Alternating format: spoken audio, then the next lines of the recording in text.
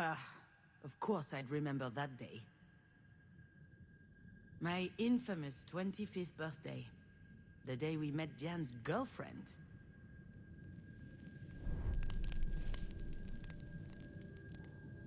The day we danced a little, ate a little, and drank too much. But most of all, the day everyone went home early because I set the kitchen on fire while making dessert. There's plenty about that night I never told Diane.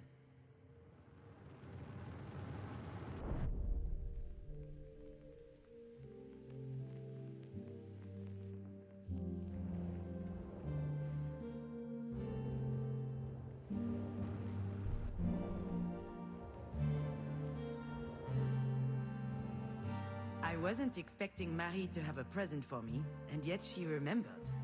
It was a bottle of Japanese whiskey as old as I was, 25 years of age, but as usual with Marie, things couldn't just be nice. I hope you like it because it costs me a fortune. She could afford it too. She wasn't world famous yet, but her career was taking off, and with that, her taste became more and more luxurious. Me? Oh, I was light years away from all of that. I hate whiskey. I hated it then, I hate it now. That's how it works with Marie. Even when she does something for Diane and I, in the end, it's always about her.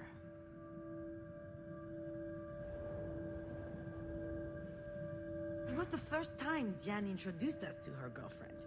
Her very first girlfriend. She didn't make a big deal of it. She didn't even tell me that she would have a guest. But I knew it was important to her. And neither Marie nor myself reacted appropriately. She rushed over to hug them both. I don't think I'd ever seen my mother so excited.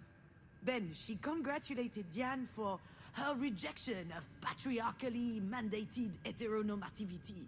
Diane didn't say anything, but I could see she was upset. Her intimacy had just been reduced to activism somehow, and I wasn't there to support her. I was furious. It's stupid, I know, but I wanted to enjoy my party.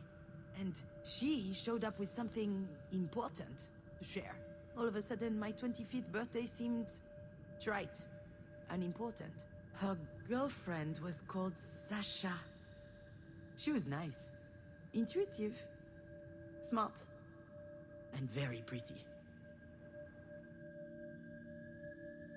I was quite reluctant to organize this party. It was the last birthday I would celebrate at Marie's. Your dad and I were about to move in together. So I wanted to make it special. To impress my mother. Earn her respect, maybe even her admiration. But that would only happen if everything were perfect. The fire made it a complete failure. But to be honest, she'd have found some problem anyway.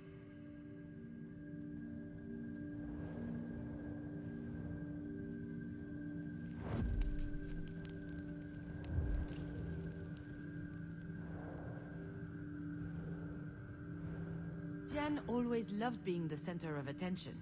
But when she showed up with her hair cut short and dyed green, I almost didn't recognize her. 19 years strong on this earth, and she couldn't care less about people's opinions. She was amazing to me. But I wonder if she was, at least unconsciously, trying to please Marie. It worked, by the way. Marie always had a soft spot for the rebels, and contempt for the rest. I don't think it made Diane any happier, though.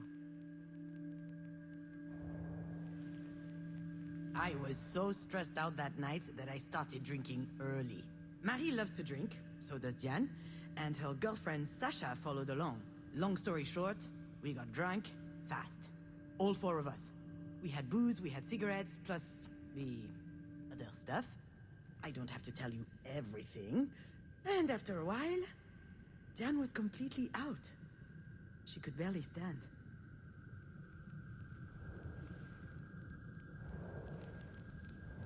When dinner started, Marie turned on the charm. She laughed loudly, talked a lot, asked all kinds of questions. She has the most unbelievable charisma when she's trying to please someone, you know? And that night, she really was trying. I thought it was odd. She certainly wasn't doing it for me, or for Diane. And then I noticed the way she was looking at Sasha. I saw the glimmer in her eyes. The same as when she talks about Japanese whiskey. And I got worried.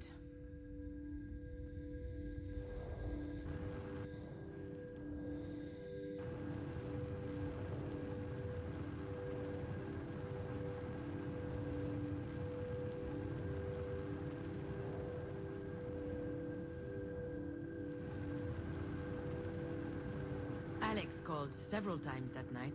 He wanted to know how things were going. He had a hunch things would be tense, and he wanted to be my emotional hotline. I didn't answer. I wanted to fend for myself. It's why I didn't invite him in the first place. I'll admit, sometimes his support was stifling.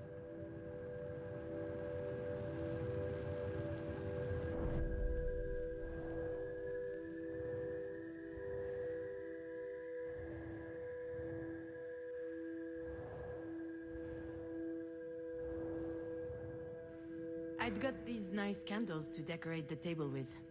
Obviously, I burnt myself when lighting them. To no one's surprise, that was typical me. Scavus, they called me. It means clumsy in Latin. Marie coined that one. I didn't mind. Quite the contrary. In any family, everyone plays a role. You just need to find the one that suits you. And I like being the bumbling, fumbling one. That way, at least, the pressure was off.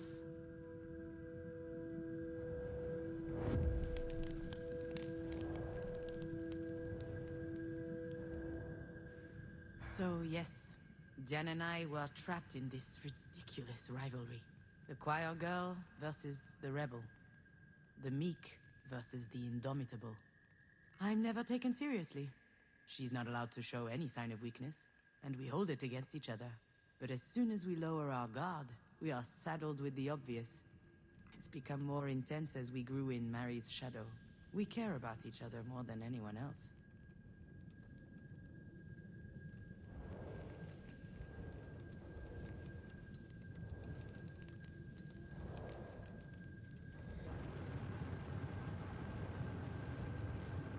The flames went up very high, very quickly. Everyone ran into the kitchen. Marie, Diane, and Sasha. She didn't say anything. I just saw her wiping her lips as she came into the kitchen, and she looked at me funny. I said it was an accident. I was trying to brown the baked Alaska, but it got out of hand. No one questioned my version of events. The whole thing was just classic me. Alex wasn't there to defend me, and I just sucked it up. I never saw Sasha after that day. She and Diane broke up a few weeks later.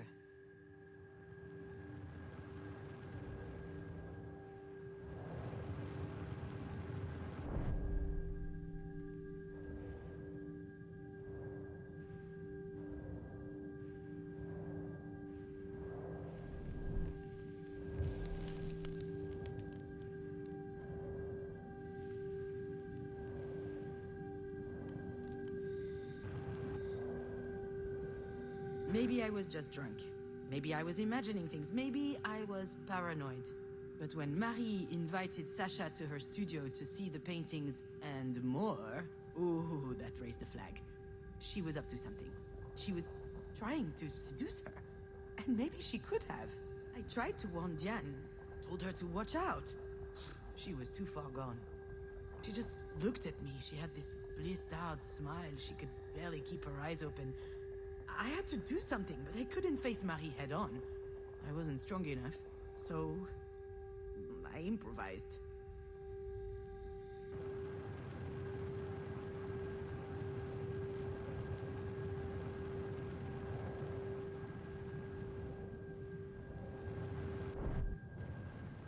No one noticed the bottle of Japanese whiskey was completely empty.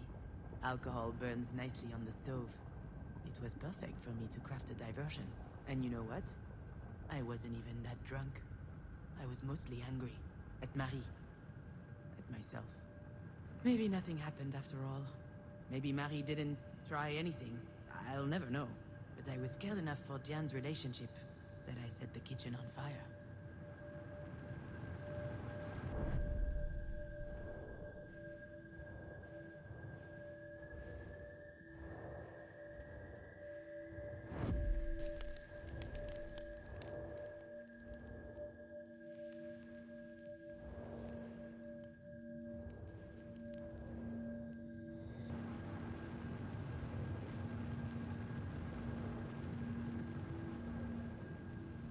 never told Diane what happened.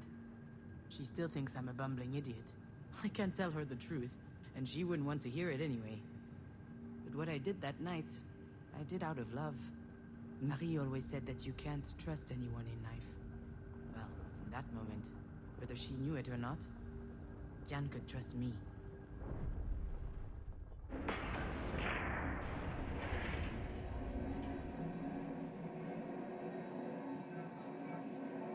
Why would she trust you over me? And here we go again, trying to see who can spit the furthest. But you know what?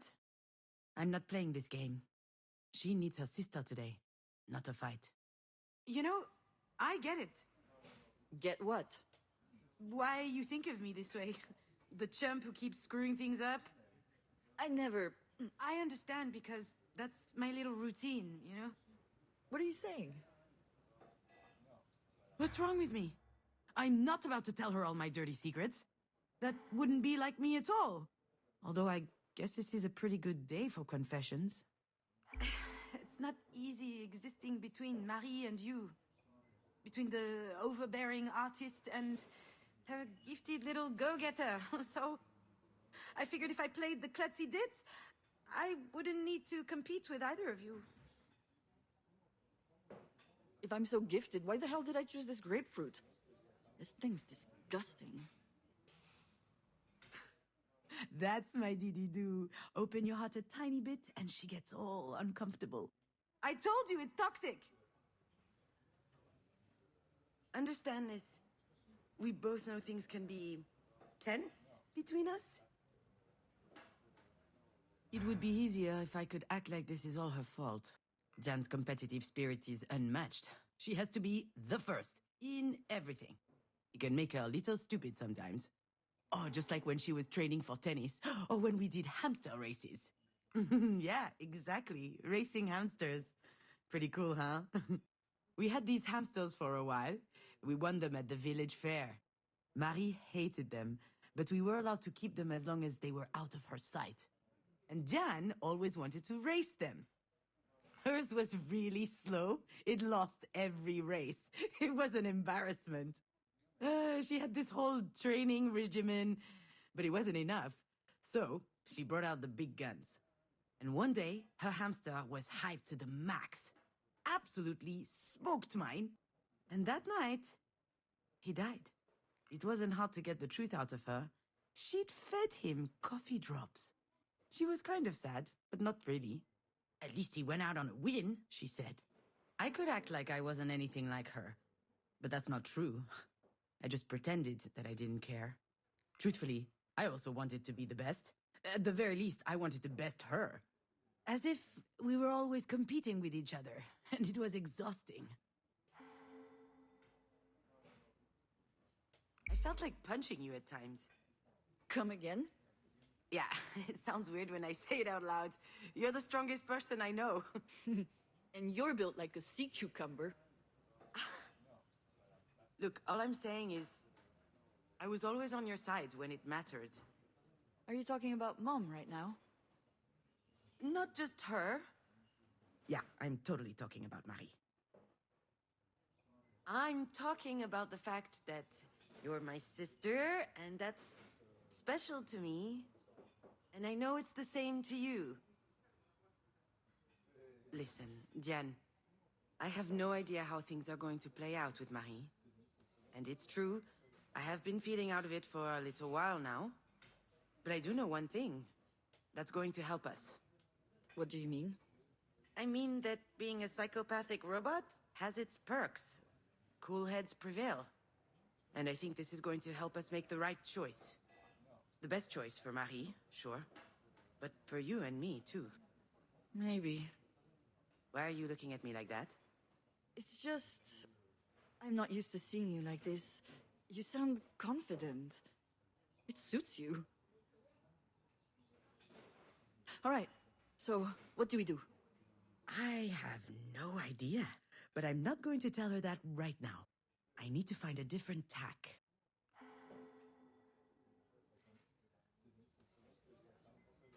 Right now, there isn't much we can do. The doc sounds like she knows what she's doing. They're putting her through a battery of tests. They'll figure things out. So, I think we will have to wait and see. I can't. No, I just can't. I'm not going to sit here twiddling my thumbs. We don't have a choice, Jen. Of course we do. We need to stay on top of the doctors. They need to do their absolute best. Come to think of it, we're not keeping her in this hole. I'll call my dad. I'll bet he'll have a buddy in a private clinic somewhere. We're not leaving anything to chance. Why aren't you saying anything? You're with me, right? We need to fight, don't we? I don't know, Jen. What do you mean, I don't know, Diane? If we were in her place, you know very well what she'd be doing. She'd do everything in her power to make sure we pulled through. We owe her that as well, don't we? I can't take any more illusions of control.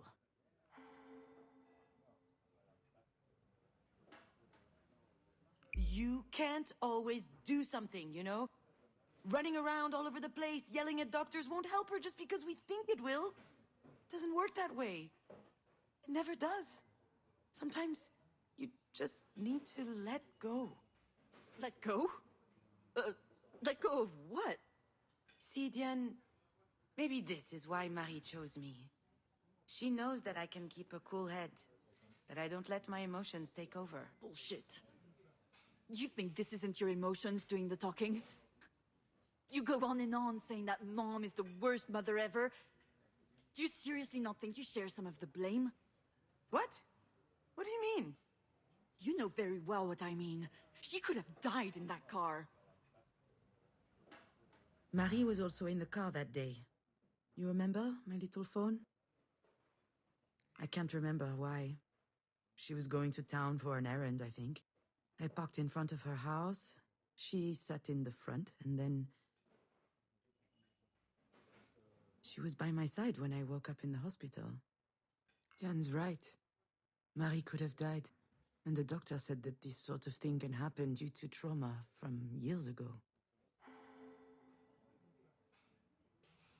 So it's all my fault then? Are you saying that? All of this is happening because of me? Of course not. But since the accident, she's given you work. She's done her best to help you. And you just want to let her die? Shit, I'm not going to give up on her. If you hate her, that's your problem. You're out of your damn mind. Oh, come on. You're so transparent. Shut up! I don't want to hear any more of this. I'm leaving.